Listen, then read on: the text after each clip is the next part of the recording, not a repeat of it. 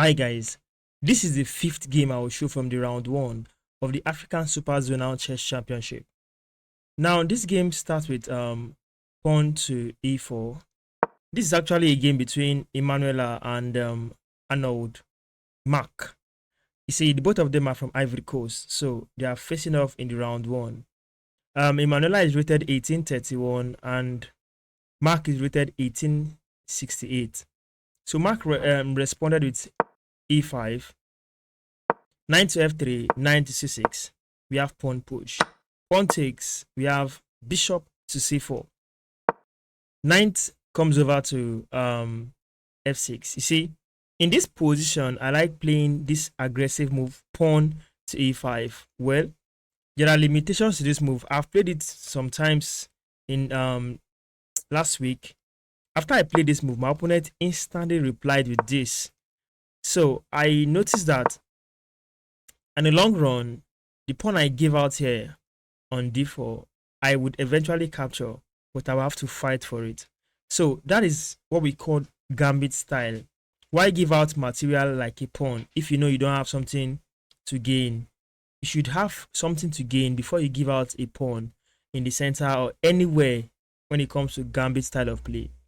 So in this position here, what I saw was on move 5, white castled, yet giving out another pawn, which Marc instantly captured it.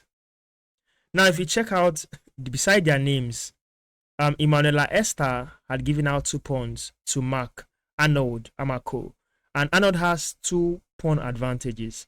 But is he prepared for what is coming for him? At this point in time, at this point, Esther giving out 2 pawns has made the knight stand on a4 and preparing to bring the rook to harass the exposed black king. Watch this. After rook to e1, you can learn from this game, study this game and improve your style of play. What to do? There are defenses like pawn push. Yes, but that will weak out this diagonal to the king. So what did Marc do here? How did he employ the defense? What defense did he approach with? He chooses d5. d5 is a move that attacks the bishop and defend the knight. Well, Esther was prepared for this aggressive style. She went on to play bishop takes the pawn on d5, giving out the bishop. Queen takes. We have Marc having +4 advantage of material. Can Esther actually get her idea on this board? This was a classical game, so we can't say because it's a fast game, bullet or bleed, one of the 2 players will make mistake. They have enough time to think. They were enough time to think. In this position, this knight is pinned to the king by the rook standing here on the e file. The pawn here also is pinned to the queen by the queen here standing here on d1. You see, many ideas will come up. I have studied this kind of position before, so I know the next move. The next move here is knight to c3, and that's exactly what Esther played. With knight to c3, knight cannot take. If pawn takes, the queen is gone. So what to do? Here, queen to a5 comes up, which gave room for knight takes knight. After bishop came out, there was knight on e moving to j5, going after this bishop. Here, Amako actually castled the long side, bringing the rook into the game and allowing knight takes the bishop on e6. Pawn takes, which makes this particular pawn vulnerable to this rook. So the rook can actually take, which is what Esther did. At this point in this game, materials are equal. The game has transposed into the middle game. The king are castled. Here, the 2 players need the right idea to continue in this position. What do you think black would play? Black goes for bishop to d6, connecting the 2 rooks. Here, bishop goes to j5, attacking the rook. Rook on D to F8. Here we have queen, offering queen exchange on the board. Because there's an idea here underlying on this board and Esther must solve it. If rook takes, it's possible. If rook takes ninth, this bishop would be hanging. So if pawn take or queen takes, then queen takes. So to avoid this kind of trade on the board and being up in exchange, for black, Esther chooses to go for the idea queen to E1. So in this position, is asking questions. Do you want to exchange queen or take the queen away from that 5th rank entirely so that this idea will not come to life? Queen takes on E1 check. This enables the rook on A to take the queen on E1, connecting the two rooks and having very strong strength on this particular E5. King to D7. Here, A3 comes up. The point of A3 is to limit any of these two pieces from using that square B4. Knight cannot come here, bishop cannot come here. So, rook moves to F7. Pawn push. After the pawn to A6, stopping this pawn from reaching here and harassing the knight, we have rook on the 6, moves down to E4.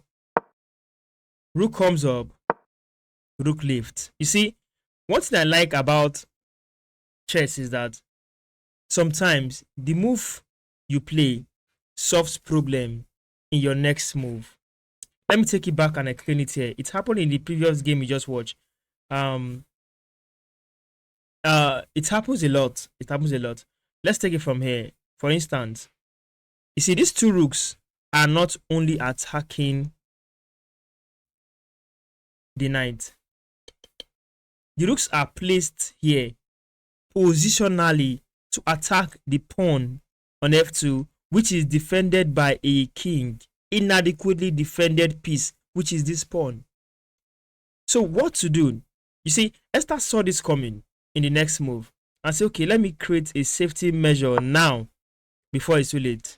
Because very soon she might want to use the knight, of which is true. Knight takes, rook take, the knight leaves, the pawn becomes a target.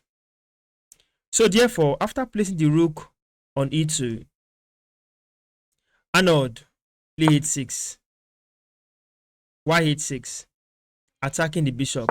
Bishop draws back, we have rook comes down. Bishop attacks the rook, rook takes rook, rook takes. We have rook here to E8. The rook moves away, attacking this pawn, still keeping the tension on the pawn here on D4.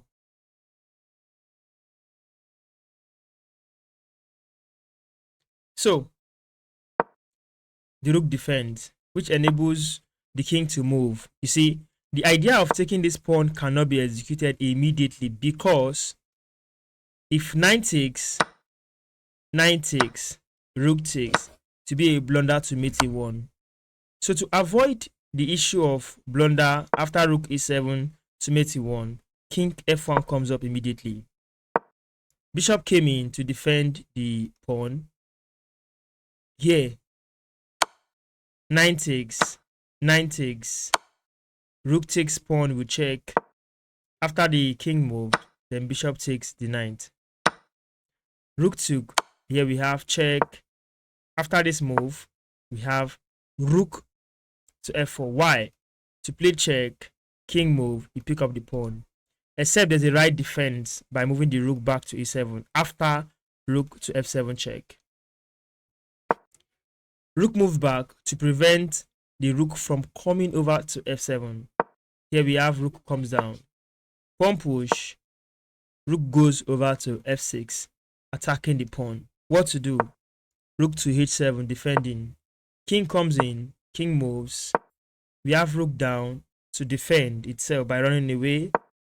We have king move, king E6, king D3, rook D7 check, king A4, rook D5. Here we have a beautiful tactics. You can pause this video and try to look for it.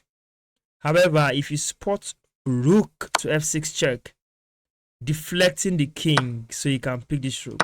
You are right. Immediately after rook to f6 check, Arnold, Amako, Marc resigned this game, which gave Emmanuela Esther the victory in round 1. Thank you for watching this video. If you've enjoyed, stay tuned for more videos from this tournament on this channel.